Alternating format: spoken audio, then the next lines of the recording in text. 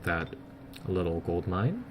So going from here, what I'm going to do is, because we have those 2 productivity structures, we can build these city upgrades faster than we can normally do in, say, a regular town without those. So I'll build 2 of these civic guards for now, storehouse to increase population growth, and then builder's hall to do more productivity, and then a laboratory for research, and we'll just really let the city build itself for the meantime. And inside Fazburg, I think we'll get Fazburg to build 2 more musketeers, and then I think we'll get it to build a... We could do an arcane production. You know what, I think I'll do one. I need some more research now is the main thing, so we'll do that, and this will actually unlock the ability to build magic items, something which I haven't shown you guys, but we can also build them. Take out this town as well. Oh no, that's going to get rid of a civic guard, a veteran civic guard too, but it's going to give our guy some more experience. Either way, it's good. And I'll get this army to come over here now and take that watchtower, and that's another neat little building. We are just rolling down these guys over here. How is Edward doing on leveling up? He's actually really close to leveling up again, so that's great. There we go, more productivity. Research, again, Invention 2 has been unlocked.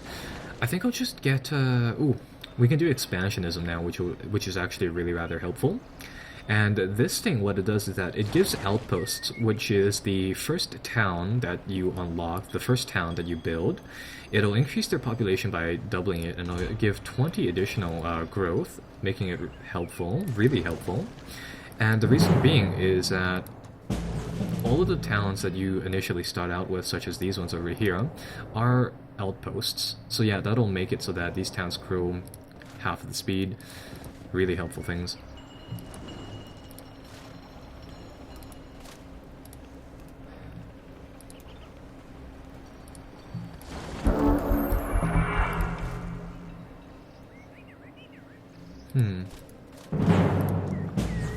This is also a nice easy battle, levels up that musketeer. And what these things do, these watchtowers oversees an area around it, so it would give you a zone of view, which is nice. It's actually useful to keep a small garrison inside those buildings, and you can actually build these if you have a building unit. And yeah, they're kind of useful like that. Now, what should I do here? What should I do? What was I originally going to do anyways? Oh, that's right, I was going to say something about building another spy drone. Yeah, we're going to build another spy drone. Mainly because it's been a few turns since we've checked up on our rivals over there. And I think it'd be a good thing to do to send up another drone to check out that area. So here we go. And it looks like their town has expanded to encompass this little area over here. Still not seeing where their leader has gone. They really want to pick up my drones, that's fine. But they're doing their own thing over there. And now I want to say that I'm sort of in a position to launch an attack on them, but I honestly don't know how well it goes. I think we'll wait a bit on that. Still producing a lot of musketeers, and we're starting to get magical items production up, so I mean that's always good.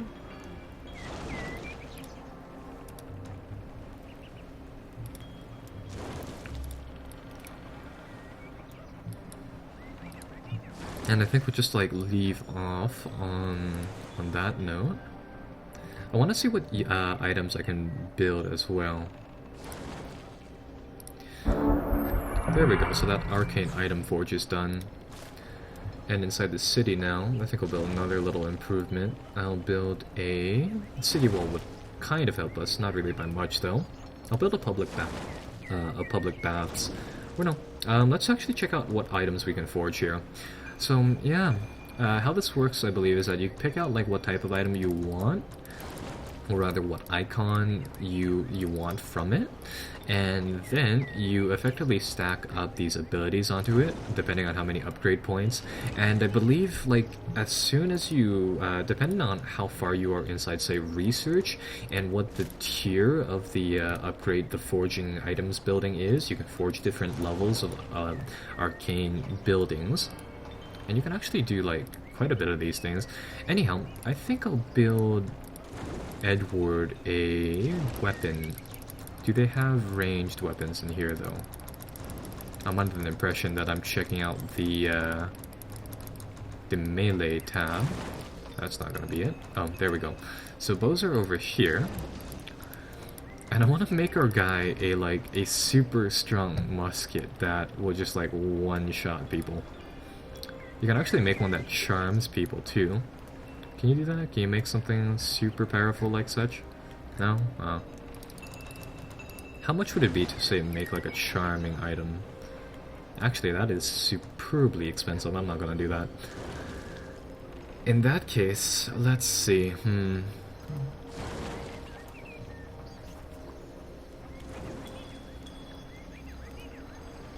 I think I'll just build a, yeah, I think we'll just go with the public balance, really. So we'll do that over there. Our armies are still out here, they're still gaining experience, still leveling up, taking over these places. And they're doing their thing. How's our reputation going? We're going to have to let the next wave of people leave, but that's fine. There we go, our reputation is good now. And that's pretty much good. Ooh, stunning touch. That'll be useful, so we'll nab that right away. More hit points for a guy. A little bit more ranged damage as well. There we go. And perfect, expansionism is done, so that's good. This town over here should still be an outpost. So yeah, currently it is, yeah, it's going to produce more productivity by far. And it's going to make it so that it's going to grow much faster as well. Now after that, I think we'll get modern warfare training, which will increase our archers' effectiveness. Get these guys to react to this group. Just fight these people, get rid of them like such.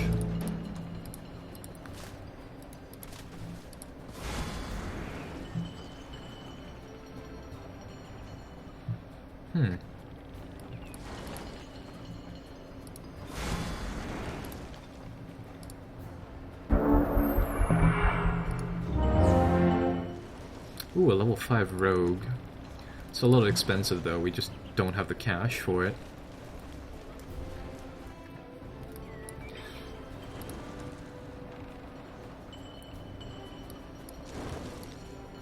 Now going from here, one of the things that we want to check out is, next turn we'll actually check out the little encyclopedia here, or I suppose we can do this in between turns. Like, one of the things I'm a little bit worried about is that, like, I'll show you guys the races inside the game and how they affect the units and stuff and such. So here we go, races, human. The thing about our race is that, yeah, it's very neutral. I mean, you get a slight bonus to productivity for cities, and you get the Mariner trait for practically all of your human units. But we only like fertile plains lands, and we dislike Arctic, subterranean. We absolutely hate blighted and volcanic. So yeah, you don't have, say, like a whole bunch of pluses and negatives and stuff like that. You do have that problem where your race doesn't really like what this continent is filled of.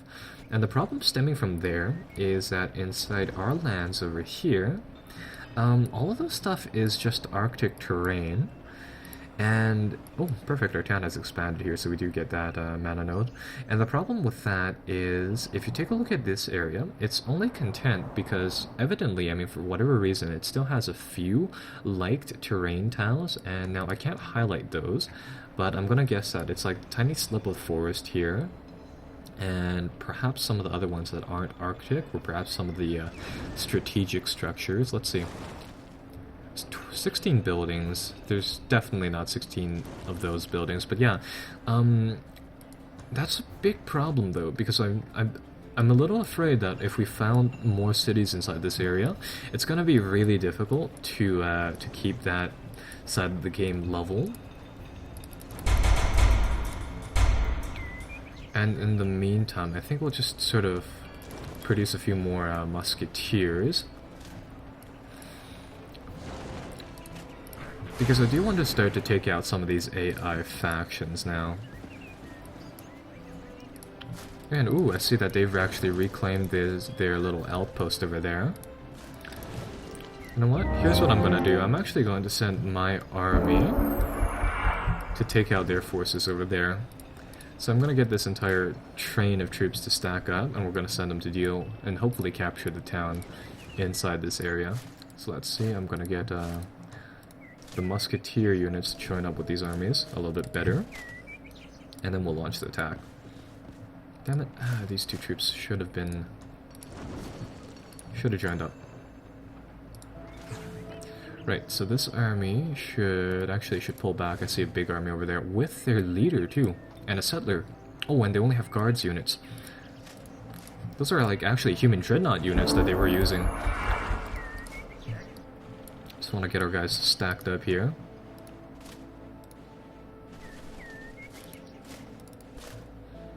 Come on, move. There we go. So get these two armies stacked up, and then next turn we'll send them forward. Ooh, we'll get this one right away. Fertility rights. For 2 turns, increase population by 15%. That's a no-brainer. We're gonna get that immediately. And what are we gonna produce in Edinburgh right now? Currently it's just producing merchandise, so it's producing a little bit of gold. Inside your town, I think we'll do another observatory for some more research capability and more domains so that we can encompass that gold mine. Damn it, these guys. I hate how they do the movement inside the game. You have to double click every time you want to move a troop, and it just gets annoying at one point where it's like sure it works, like see here, or else it takes like a super long delay to do it. But anyhow, we'll move our troops forward here. And we have a lot of musketeers here. It's going to be a siege battle if we fight these guys right now. I think I'll wait until next turn, see whether or not they attack us, but we're definitely going to fight this group here, and we'll try to eliminate their enemy leader and the troops that they are leading right now. Yeah, because this is going to be a siege battle, so that means that they'll start on top of those cliffs. But then again, they don't have very many range units, so it's not going to be, say, terribly effective at dueling things. Oh, and they've actually used a spell against us, a sunburst, which dealt 15 fire damage to all of our troops here. Nonetheless, I mean, we're going to attack them. We have the upper hand here. So we're going to start the battle, and we're going to see whether or not we can lock these guys up. Oh, perfect, and their city doesn't have a full wall yet, so they only have those obstacle barrier things, and those things, like we saw last time, they're not terribly efficient. They only have civic guards and stuff, so only the hero units will be vulnerable. They'll only do something. Like we saw last time, they'll retreat those settlers right away. So here's what we're gonna do. We have practically all the time in the world for this battle to go on. So with that said, we'll be casting spells for a large duration of this battle. Namely, I want to focus down their archer units. That'll level our guy up too. And unfortunately we can't cast any more spells here, but I'm gonna get our army to just sort of slowly close up. I'm gonna get the civic guards to act as meat shields. And the goal here is just to keep the musketeers in the back ranks, get them to fire off their heavily damaging shots, stomach the damage that the enemy forces deal to us, and really just push forward in that regard over there. So there we go, our troops are going forwards. Is this a piece of an obstacle? I hope it is. And I just want to keep my guys behind these obstacles for now.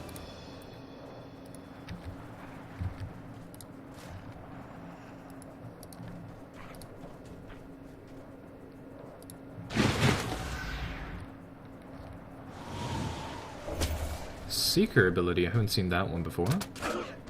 And yeah, their light crossbows aren't going to do very much damage. But since he did that sun spell ability on the campaign map, it does hurt us quite a bit. So we do have to be careful with our units. Archer units are still, I would say, slightly weaker on the health portion of things. So here we go, musketeers. Ah no, those obstacles are just going to reduce our damage by so much. Can do a nice little flanking attack here, but that is that's a little bit risky. Here's what I'll do. Orc Spearmen, use your sprint command, rush up, take those guys down. Edward is... Edward, use your fireball once again. Actually, no, abort spell. I'm going to check these guys for their abilities for range damage.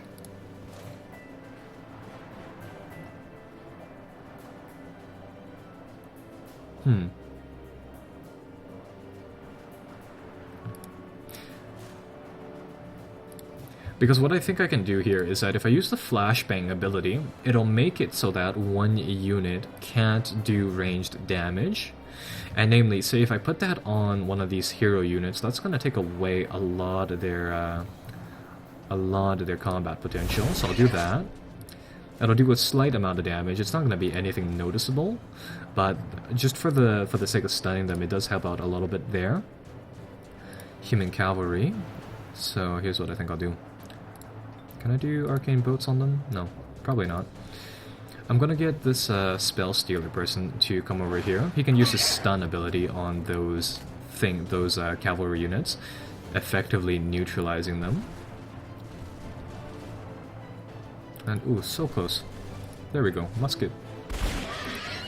Put a shot on them. Get these guys to use their zone of control to act as meat shields. And these Vargs, I can send them in this turn, but that's a little risky. Get the human musketeers to move up, put a shot down.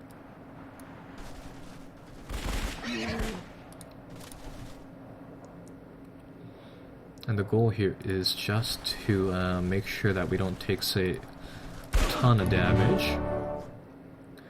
Get the Vargs to plug that gap right there.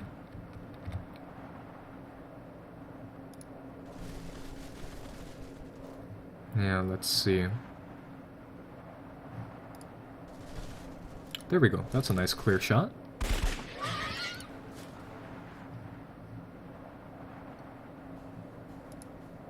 Ooh, perfect. Another little musket shot right there. Hit him like that. These musketeers can move right here. And they can also fire. Perfect. That's going to blitz down one of their heroes.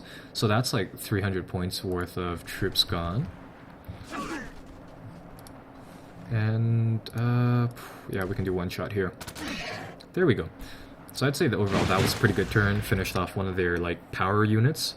They're probably going to do some movement, I want to say, with their hero unit. No, they're just going to sun ray one of my guys to death. Oh, so close.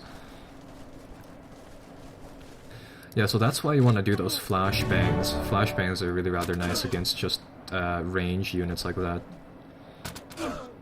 They're going to do a flanking attack, but that's alright. That's going to turn their backs to one of our troops. Damn, now we can't flank those guys now, unfortunately. So here. Melee, go, flanking attack. Shank those guys. There we go. Nice little shanking attack. And that's going to turn their backs once again. These musketeers can't shoot, unfortunately, so just send them in as melee units. Because they do a decent job at meleeing units to death. So here... let's do... it looks like these guys are also... are they also on defense? No, they're not on defense mode. I want to flank them like such and take them out. Now... nice little charge to finish off this archery unit. And of course going from there... oh no, I think I blocked my guys, which might be a little bit of a problem. But now I need to get these musketeers moving, so I just get them to like run down here. All we need to do is just finish off their faction leader, I believe, and then yeah, that's pretty much that. They only have that one weakened cavalry unit and those settler units. Cast that shocking bolts so that next turn, whatever they do, if we get a retaliatory